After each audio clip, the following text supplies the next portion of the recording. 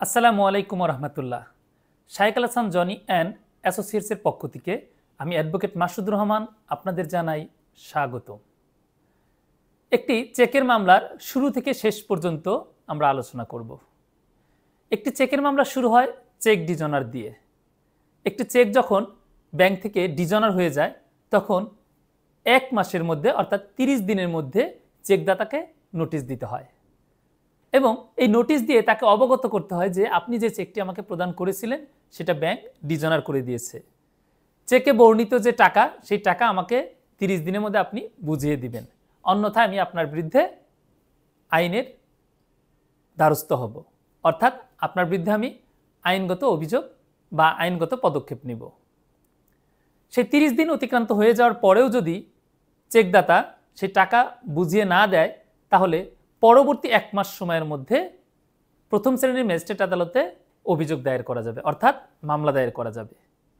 আর এই মামলা দায়ের করার পর ম্যাজিস্ট্রেট অপরাধটি আমলে নিয়ে আসামির বরাবর একটি সমন প্রেরণ করবে। সমন পেয়ে আসামি যদি হাজির হয় তাহলে সেক্ষেত্রে আসামি জামিন নিতে পারবে, কারণ চেকের মামলার জামিনযোগ্য অপরাধ। তো সুতরাং আসামি চাইলে জামিন নিতে পারবে। আর আসামি যদি জামিন নেয় তাহলে আদালত মামলাটি বদলি করে দিবে। কেন বদলি করে দিবে? বিচারের জন্য, কারণ ম্যাজিস্ট্রেট মামলাটি আমলে নিয়েছে কিন্তু বিচার করবে কিন্তু যুগ্ম দায়রা জজ আদালত। তো যুগ্ম দায়রা জজের কাছে যখন মামলাটি যাবে তিনি চার্জ গঠনের জন্য একটি তারিখ রাখবেন এবং সেই তারিখে তিনি যদি সন্তুষ্ট হন তাহলে আসামির বিরুদ্ধে চার্জ গঠন করবেন এবং চার্জ গঠন করার পরেই সাক্ষ্য গ্রহণের জন্য দিন ধার্য রাখবেন। এক্ষেত্রে বাদী অর্থাৎ যিনি মামলাটি দায়ের করেছেন তিনি সাক্ষ্য প্রদান করবেন। আর এই সাক্ষ্য প্রদানের দিন মূল চেকটি আদালতে জমা দিতে হবে, পাশাপাশি legal notice, cheque dishonour slip এবং আনুষঙ্গিক অন্য কোনো ডকুমেন্ট থাকলে সেটাও আদালতে জমা দিতে হবে।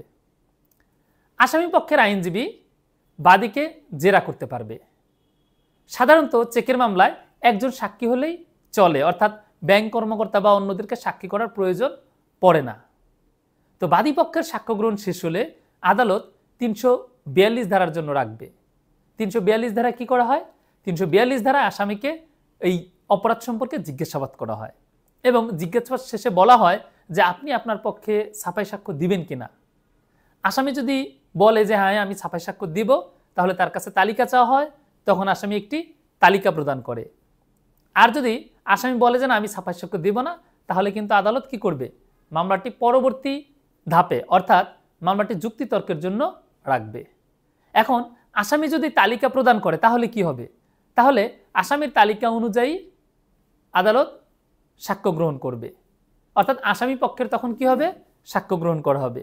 আর তখন বাদী পক্ষের আইনজীবী আসামি পক্ষের সাক্ষীকে জেরা করবে। এই যে জেরা, এই যুক্তিতর্ক এগুলো শেষ হওয়ার পরে কি হবে?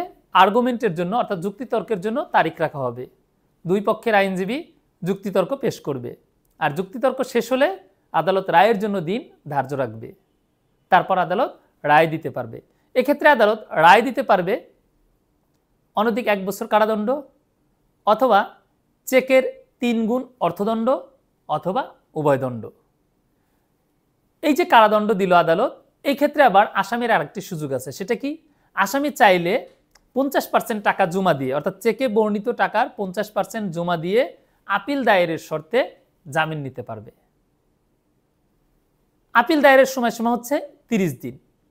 আসামি চেকে বর্ণিত টাকার 50% জমা দিয়ে তার আপনার প্রয়োজনীয় কাগজপত্র আদালতে জমা পেশ করবে এবং আদালতের কাছে জামিন চাইবে। আদালত জামিন দিলে পরবর্তী 30 দিনের মধ্যে দায়রা জজ আদালতে কি করতে হবে? আপনার আপিল দায়ের করতে হবে। দায়রা জজ আদালতে যখন আপিল দায়ের করবে তখন দায়রা জজ আদালত প্রয়োজনীয় কাগজপত্র এবং ক্ষেত্র বিশেষে অতিরিক্ত সাক্ষ্য গ্রহণও করতে পারে।